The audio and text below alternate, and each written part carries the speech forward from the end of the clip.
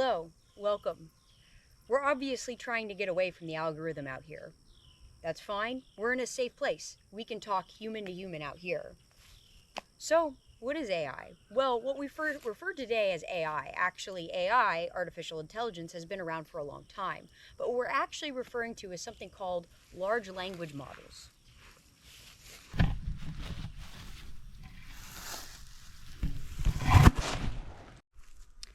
Should we be worried? The short answer is no. The kind of short answer is maybe. There are issues coming up, being talked about right now about, is AI going to replace my job? Are students going to no longer be able to critically think? Is AI going to replace creativity and writing? Let's focus on these last ones.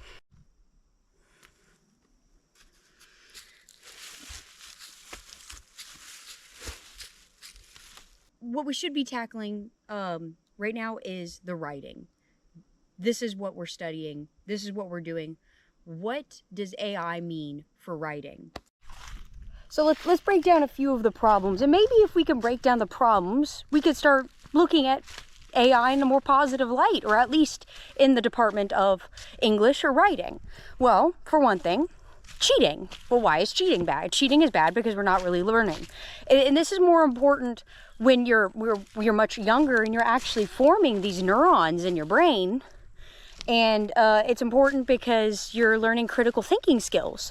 Because even if you don't become a writer, it doesn't matter, because the things you learn in your English department, and you learn with writing essays and stuff, is you also learn how to make arguments, analyze information, find good evidence, and these skills go with you wherever you go. If the algorithm finds me out here, I'm going to be mad because I'm starting to get tired. Bad habits. Bad habits include constantly asking AI, what does this mean? Instead of stopping and reading it for yourself and trying to look up the meaning, you try to ask yourself, what does this mean? And AI might get it wrong. AI might not get the nuances of the book, or there may be a completely new angle that people haven't thought about in years. Bad evidence. Bad evidence is, you need to learn how to analyze evidence, and you need to learn how to use Google. You need to learn how to use Google without AI. I mean, what if for whatever reason you can't access chat? Well, you need to learn how to cite and find proper evidence. And again, this is a skill that will follow you for the rest of your life, because if somebody wants to check your argument, well, we better be ready. There's something else called the what you see is all there is fallacy, which means that the information that is presented to you, you get this illusion that that is all there is. And so because of this, even though the information might be large in quantity, it might have a lot of depth, or there might be a lot available, that doesn't mean that that is all there is. They do not have all the answers. They don't have the answers to future problems. And so they only show what has already been. And when you go to look up answers that might be current wicked problems, it's not going to have them. So a lot of times you're going to see a kind of bias that will restrict you from thinking creative, and you will have to break out of this. Something else that LLMs don't have is a unique voice. Now, you can prompt it to develop a unique voice, but then now what? That's your voice. If you don't know what I'm talking about, your voice is a literary term where it's your little habits, your little quirks in writing that make your style unique. And trust me, the teachers pick up on this. And if you're a very loud and opinionated person like me, they know when it's not your writing. Or if you're a very quiet and soft-spoken person, and all of a sudden your writing is very bold and direct, the teachers can tell when it's not your writing. And what I'm trying to say is, if they can tell, the world can tell. You will know it's not really yours. And then if that's true, then when you go out into the world, you're going to be missing one of those key communication skills, because it's not really, that's falling off. It's not yours. And then you have no pride, you have nothing that motivates you to keep writing, to keep becoming you. And like I said, you don't have you to become a famous writer, to have a pride in writing, to form these great communication skills later in life, even if you become something that's totally unrelated to this field of study, no matter what, your writing is going to be an extension of you, is going to be if you don't form this kind of voice, it will become a handicap later in life where you can't properly express yourself.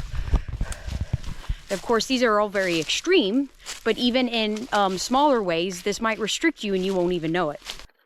So, this one time, I wrote a really bad paper, and I kind of knew it too. Well, it still had a lot of feeling in it. It still had a lot of opinions in it, but I didn't back them up very well. But the teacher, in her feedback, accused it of being a manifesto. I was so proud of that paper because it did actually have a lot of things I believed in. I didn't write it very well. I hung on to that feedback for a long time, and I was actually quite proud of it. I have since become a better writer, but because I was proud of it, because I owned up to it, even a bad paper, it actually helped me become a better writer.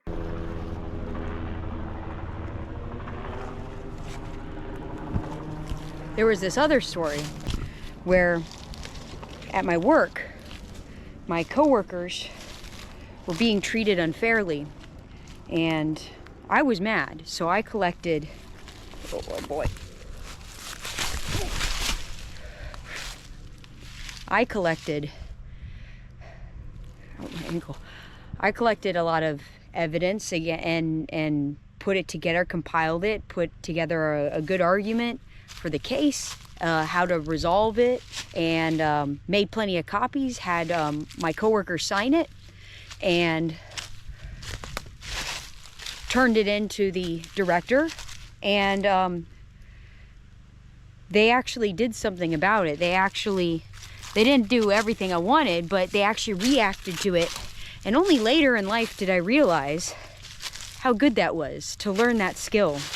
And I was very proud of that letter. It changed the way I thought, and my power and my effect on the world. Are we doomed? I don't think we're doomed. I think I am overreacting a bit by hiding outside with my tinfoil hat. I think that we can go inside and we can practice a little self-discipline.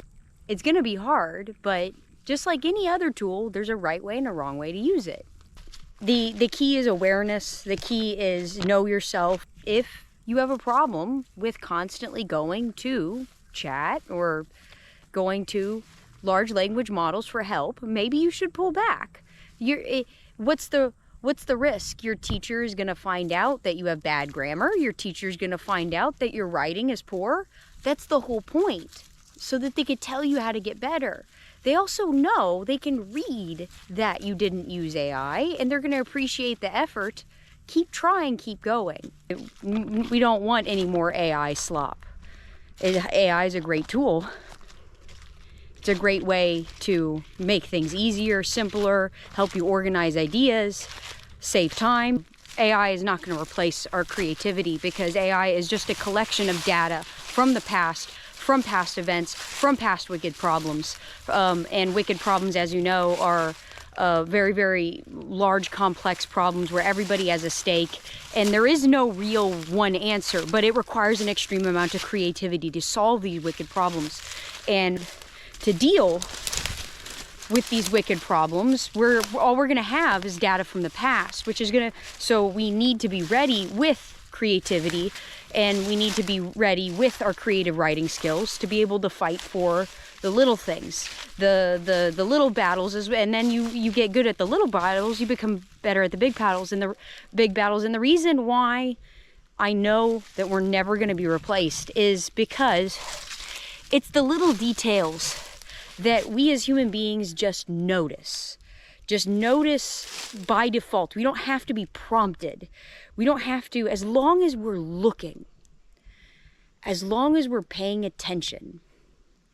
It's the little details that help us form our present narrative, that help us form future narratives, that help us form these ideas that just haven't even come to fruition yet.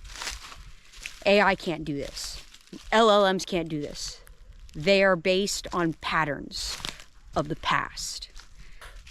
With these skills, with the things that you learn through writing, you become freer as a human being to control the world around you through argument. But human beings have the opportunity to invest in a more creative future. And that's not going to happen if we lose our ability to write.